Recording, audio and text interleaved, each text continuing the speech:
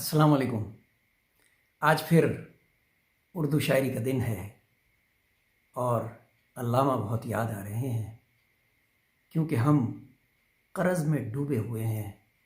اور دن بدن ملٹی پلائی ہو رہا ہے۔ علامہ اقبال کو خراج عقیدت پیش کر رہا ہوں ان کے فلسفہ خودی میں۔ عرض کیا ہے، خواہش تھی یہ اقبال کی سمجھا سکے زمانے کو، خواہش تھی یہ اقبال کی سمجھا سکیں زمانے کو، ملتی نہیں خودی اغیار کی غلامی میں، ملتی نہیں خودی اغیار کے غلامی میں، خودی ہے خود کو زمانے میں خاص کرنے میں، خودی ہے خود کو زمانے میں خاص کرنے میں، خودی کا خواب نہیں تھا محض دکھانے کو، خودی کا خواب نہیں تھا